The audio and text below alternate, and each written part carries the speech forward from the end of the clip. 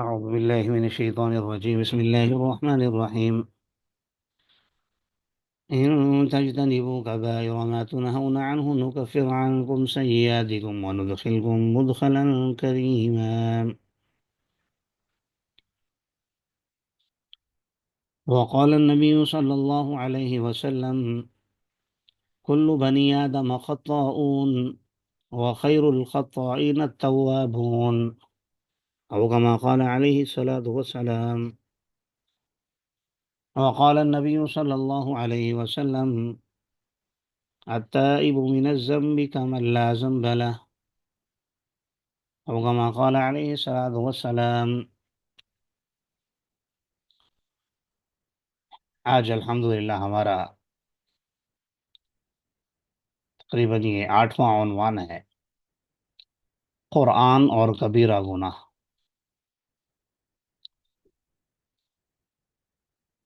پھر عنوان کی وضاحت کروں گا جیسا کہ عام طور پر کرتا رہتا ہوں۔ مطلب یہ ہے قرآن اور کبیرہ گناہ کا کہ قرآن ہمیں کبیرہ گناہوں کے بارے میں کیا بتاتا ہے، وہ کون کون سے ہیں، ان سے بچنا کس حد تک ضروری ہے، اس حالت میں اگر خدا نخواستہ موت ہو جائے تو عاقبت کے خراب ہونے کا اندیشہ ہے، اور پھر اسی طرح احادیث نبویہ جیسے میں نے دو ذکر کی توبہ کے حوالے سے، وعلی ھذا القیاس باقی تفصیلات اسی طرح ہوں گی۔ سب سے پہلے یہاں آیت کریمہ سے بھی پہلے گناہ کی تعریف لکھی ہے تاکہ آیت کا مفہوم سمجھنے میں بھی آسانی ہو۔ ایسا فعل کرنا جو شرعاً ممنوع ہو اور کرنے والا عذاب کا مستوجب ہو، یعنی مستحق ہو، تو ایسے فعل کو گناہ کہا جاتا ہے۔ ایسا فعل جس کی وجہ سے جو شرعاً ممنوع ہو اور جس کی وجہ سے شرعاً پکڑ ہونے کا اندیشہ ہو۔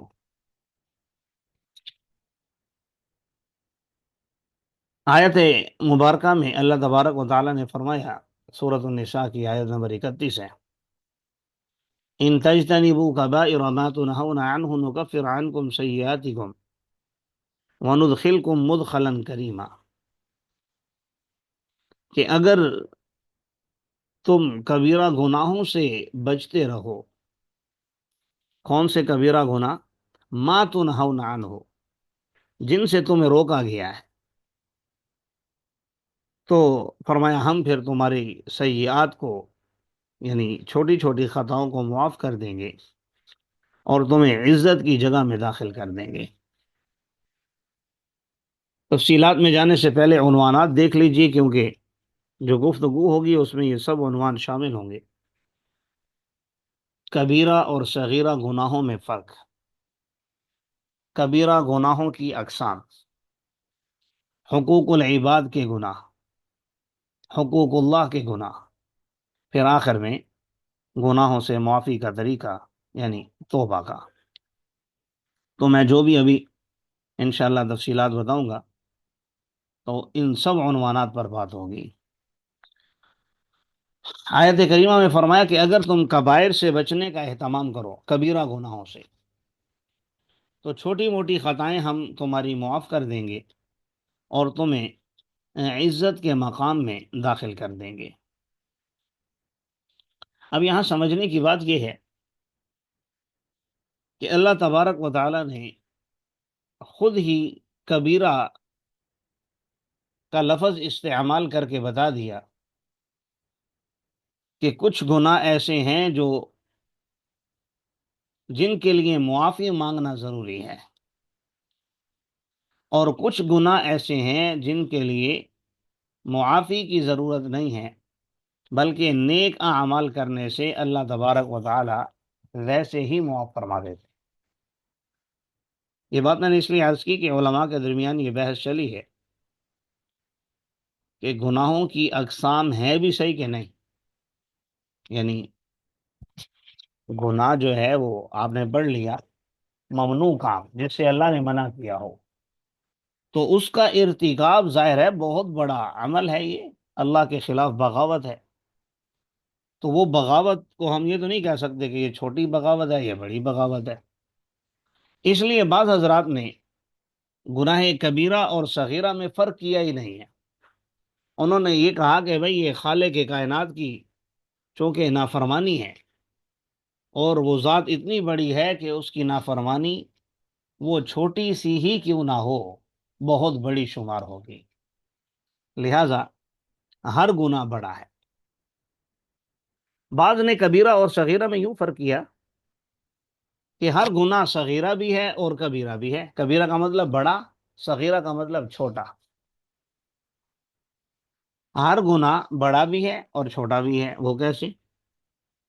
تو فرمایا کہ ہر گناہ اپنے سے چھوٹے کے اعتبار سے کبیرہ ہے، اور اپنے سے بڑے کے اعتبار سے صغیرہ ہے۔ مثال کے طور پر میں بات سمجھانے کے لیے ایک مثال عرض کر دیتا ہوں۔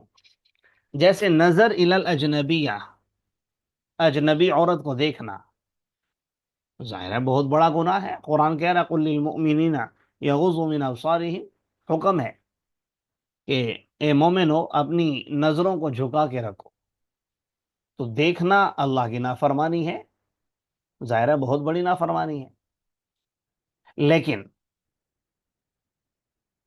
اس سے اگلا اسٹیپ ہے کسی اجنبی کو چھونا، اب ظاہر ہے یہ دیکھنے سے بڑا گناہ ہو جائے گا۔ دیکھنا بھی بہت بڑا گناہ ہے۔ عربی ایک شاعر نے کہا کل الحوادث مبضى من النظر ومعظم النار مستصغر الشرر، کہ ہر حادثے کی ابتدا نظر سے ہوتی ہے، چھوٹی سی چنگاری بسا اوقات بڑی آگ بھڑکا دیتی ہے۔ تو دیکھنا یقیناً بہت بڑا گناہ ہے، لیکن چھونا اجنبی عورت کو وہ اس سے بھی بڑا گناہ۔ اچھا پھر اس سے بھی آگے چلیں تو جو زنا ہے وہ پھر اس سے بھی بڑا گناہ ہے، وہ اس سے بھی بڑا گناہ۔ تو اب ہاتھ سے چھونا اگر یہ زنا کے اعتبار سے دیکھا جائے تو صغیرہ ہے، لیکن اگر دیکھنے کے اعتبار سے دیکھا جائے یعنی محض نظر الی الاجنبیہ، اس اعتبار سے دیکھا جائے تو یہ صغیرہ ہے۔ چھونے کے اعتبار سے دیکھنا صغیرہ ہے، لیکن چھونا یہ دیکھنے کے اعتبار سے کبیرہ ہے۔ تو اس لیے بعض علماء نے یہ تعریف لکھی ہے، یہ فرق کیا گناہ صغیرہ اور کبیرہ میں، کہ ہر گناہ اپنے سے چھوٹے کے اعتبار سے بڑا ہے اور بڑے کے اعتبار سے وہ صغیرہ ہے۔ آگے چلیے، کبیرہ گناہوں کی اقسام، پھر اس میں حقوق العباد کے گناہ بھی ہیں اور حقوق اللہ کے گناہ بھی ہیں۔ یہاں بنیادی طور پر ایک بات ذہن نشین رکھ لیجئے، اگرچہ بعض حضرات نے گناہوں کی فہرست ذکر کی ہے کہ صغیرہ گناہ کتنے ہیں اور کبیرہ گناہ کتنے ہیں، اس کے علاوہ جو ہیں وہ سب صغیرہ ہیں، تو بعض نے اس میں 70، بعض نے 60، بعض نے 10، یعنی مختلف انہوں نے عدد ذکر کیا ہے۔ لیکن ان سب اعداد کو جمع کرنے والی ایک اور تعریف یا دونوں کے درمیان فرق جو ذکر کیا ہے وہ اور زیادہ اچھا ہے۔ وہ یہ کہ بعض علماء نے لکھا کہ جن گناہوں پر قرآن اور حدیث میں وعید ذکر کی گئی ہے یا حدود ہیں یعنی سزائیں ذکر کی گئی ہیں، تو وہ گناہ کبیرہ ہیں۔ وعید خواہ لعنت کی شکل میں ہو، جیسے نبی کریم صلی اللہ علیہ وسلم نے باریک لباس پہننے والی خواتین پر لعنت فرمائی ہے، متفلجات دانتوں میں خلا پیدا کروانے والی پر، بھویں باریک کرنے والی خواتین پر، غیبت کرنے والوں پر، مرد ہو یا عورت، شلوار ٹخنوں سے نیچے رکھنے والا جنت میں نہیں جائے گا، مردوں کے لیے خاص طور پہ، عورتوں کے لیے تو یہ ہے ٹخنوں کو چھپائیں، عورتوں کے لیے یہ ہے کہ وہ چھپائیں، اور مردوں کے لیے ہے کہ وہ شلوار ٹخنوں سے اوپر رکھیں۔ اب یہ کبیرہ گناہ میں آئے گا اگر مرد شلوار اپنی ٹخنوں سے نیچے کرتا ہے، کیونکہ نبی کریم صلی اللہ علیہ وسلم نے اس پر جہنم کی وعید سنائی ہے۔ تو خلاصہ یہ نکلا، ایسے گناہ جن پر کوئی سزا متعین ہے یا کوئی وعید ہے یا لعنت کی گئی ہے تو وہ کبیرہ ہیں، اور جن پر کوئی وعید نہیں ہے، لعنت نہیں ہے، لیکن انہیں اچھا نہیں سمجھا گیا، برا کہا گیا ہے، ناپسند کیا گیا ہے، تو وہ صغیرہ ہیں۔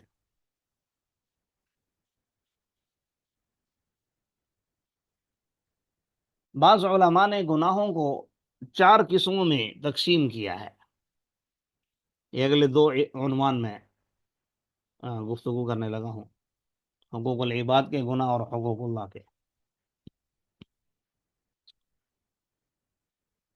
اس تفصیل میں یہ دونوں چیزیں شامل ہو جائیں گی۔ گناہوں کی 4 قسمیں لکھی ہیں۔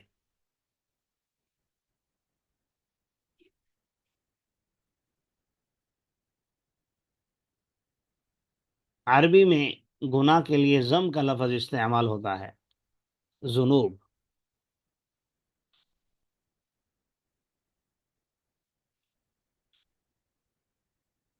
تو پہلی قسم لکھی ہے ذنوب ملکیہ،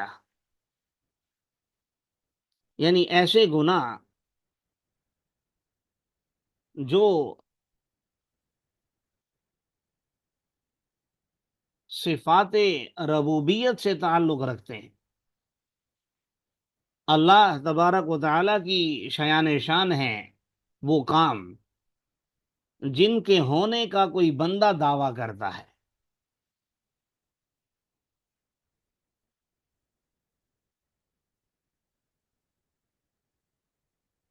مثال کے طور پر تکبر، تکبر کرنا کبیرہ گناہ ہے، اور یہ صفت ہے اللہ جل جلالہ کی، بلکہ حدیث مبارکہ میں بھی ہے جس کا مفہوم ہے اللہ تبارک و تعالیٰ نے فرمایا کہ تکبر میری رضا ہے، جو بھی میری چادر اتارنے کی کوشش کرے گا میں اسے اٹھا کر جہنم میں ڈال دوں گا۔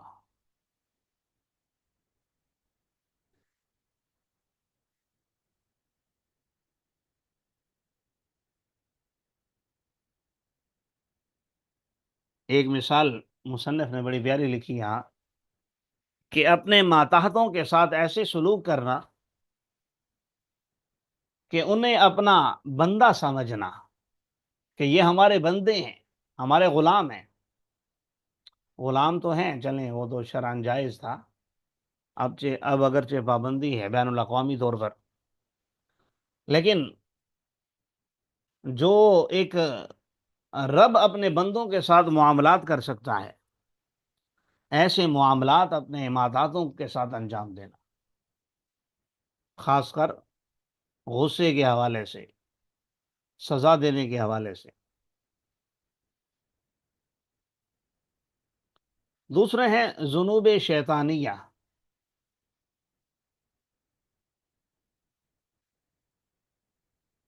ذنوب شیطانیہ میں حسد، بغض، کینہ، سرکشی، دغا بازی، گناہوں پر خود تو آپ کر ہی رہے ہیں، دوسروں کو بھی اکسانا،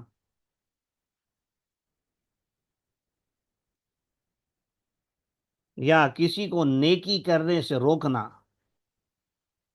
یہ چونکہ شیطان کے کام ہے لیکن کر آپ رہے ہیں۔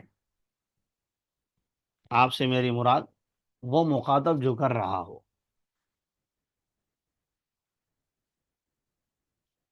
تو اس لیے ان گناہوں کا نام رکھا ذنوب شیطانیہ۔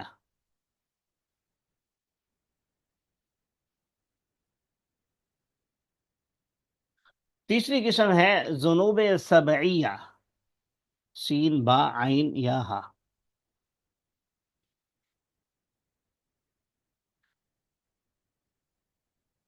اس میں ہے سبع میں سے اس کو کہتے ہیں درندے کو، تو سرکشی، غضبناک ہونا، کسی کا خون بہانا، کمزوروں کو دبانا، کسی پر ظلم و ستم کرنا۔ اب یہ کام ہے تو درندوں کے، لیکن اگر کسی انسان میں آ جائیں تو انہیں ذنوب سبعیہ کہا جاتا ہے۔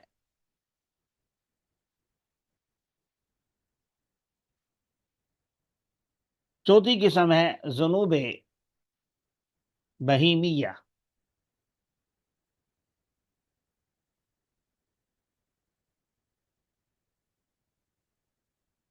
اس سے مراد وہ گناہ ہیں جن کا تعلق انسان کی پیٹ کے ساتھ ہے یا شرمگاہ کے ساتھ ہے، چونکہ پیٹ ہر جاندار کے ساتھ لگا ہوا ہے، ہر بہیمہ کے ساتھ لگا ہوا ہے، اس لیے، اور خواہش بھی ہر جانور کے اندر ہے، انسان کے اندر بھی، اس لیے اس کا نام رکھا ذنوب بہیمیہ۔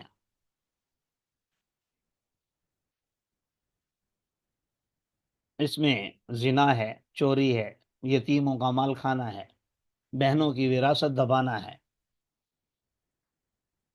بزدلی ہے، مصیبت کے وقت صبر نہ کرنا ہے، وغیرہ وغیرہ، یہ سارے گناہ اس میں آ جاتے ہیں۔ یہ تو چار وہ کیٹاگری ہیں گناہوں کی جن کو انسان کی صفات کے اعتبار سے یا عیوب کے اعتبار سے تقسیم کیا گیا ہے۔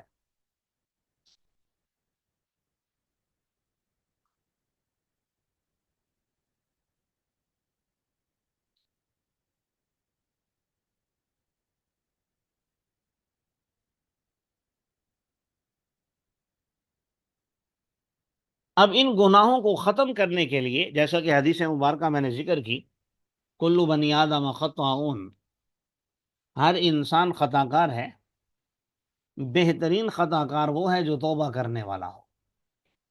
یا قرآن پاک کی آیت میں آپ نے دیکھا، ان تجتنبوا کبائر ما تنہون عنہ نکفر عنکم، کہ اگر تم کبیرہ گناہوں سے بچو گے تو صغیرہ گناہ تو ہم ویسے ہی معاف کر دیں گے نیکیاں کرنے سے۔ تو حدیث مبارکہ میں بھی آتا ہے، نبی کریم صلی اللہ علیہ وسلم نے ارشاد فرمایا، ترمذی شریف کی حدیث ہے، کہ جب انسان اچھے طریقے سے وضو کرتے ہوئے ہاتھ دھوتا ہے تو اس کے ہاتھوں سے کیے ہوئے گناہ نکل جاتے ہیں، چہرہ دھوتا ہے تو چہرے سے کیے ہوئے گناہ نکل جاتے ہیں، پاؤں دھوتا ہے تو پاؤں سے کیے ہوئے گناہ دھل جاتے ہیں۔ تو اس سے مراد وہی صغیرہ گناہ لکھے ہیں علماء نے۔ جی، تو اس میں یاد رکھیے کہ گناہ مٹنے کے اعتبار سے تین درجات میں تقسیم ہوتے ہیں۔ بعض اعمال ایسے ہیں جو بہت ہی کمزور ہیں،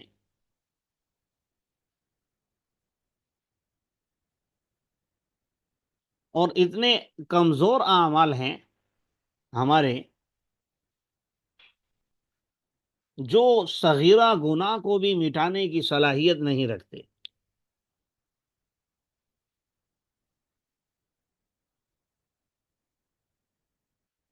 ان میں اخلاص کی کمی ہے، للہیت کی کمی ہے، جو بھی معاملہ ہے۔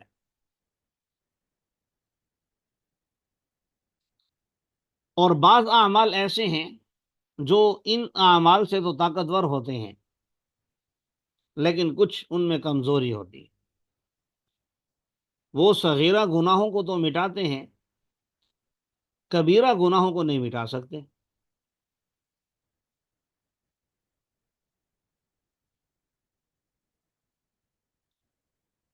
کیونکہ ایک قسم کے گناہ وہ ہیں جن کا تعلق بیک وقت اللہ سے ہوتا ہے اور بندے سے بھی ہوتا ہے۔ مثال کے طور پر زنا ہے، لواطت ہے، غیبت ہے، بہتان ہے۔ اب آپ جس کی غیبت کر رہے ہیں تو ظاہر ہے کسی انسان کی ہوگی، تو بندے کا حق بھی ہو گیا، اور اللہ تعالیٰ نے اس سے منع فرمایا ہے آپ کو، آپ اس کی نافرمانی کر رہے ہیں، تو اللہ کا حق بھی متعلق ہو گیا۔ تو بعض گناہ ایسے ہوتے ہیں جس کا تعلق اللہ سے ہوتا ہے اور بندے سے بھی ہوتا ہے۔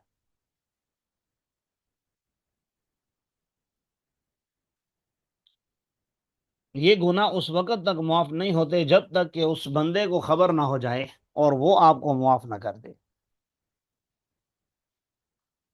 جب اس بندے نے معاف کر دیا تو پھر اللہ تعالیٰ کی ذات سے بھی امید ہے کہ اللہ تبارک و تعالیٰ بھی معاف فرما دیں گے۔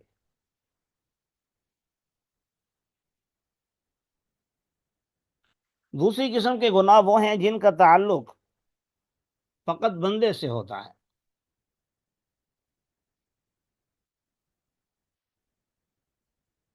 مثال کے طور پر وہ اعمال جو انسان پر لازم کیے گئے ہیں،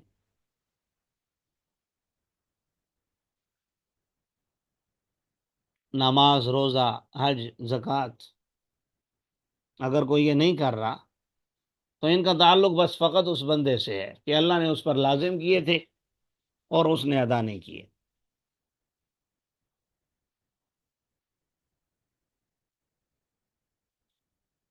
یہ گناہ ایسے ہیں جب تک ان فرائض کی ادائیگی نہیں ہوگی اس وقت تک یہ معاف نہیں ہوگے۔ تیسری قسم کے گناہ وہ ہیں جن کا تعلق گناہ کرنے والے سے بھی ہوتا ہے اور دوسرے لوگوں کے ساتھ بھی ہوتا ہے۔ مثال کے طور پر چوری کرنا۔ اب چوری کرنے والا جب کسی کا حق مارتا ہے تو ظاہر ہے اس میں یہ بھی ملوث ہے سامان لوٹنے میں، اور سامنے والے کا حق بھی متعلق ہے۔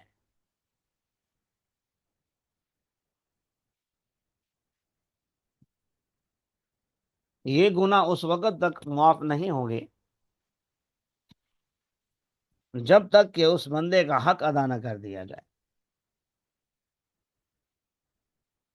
یا جو بھی معاملہ ہے معافی کا تعلق ہے تو معافی مانگ لی جائے۔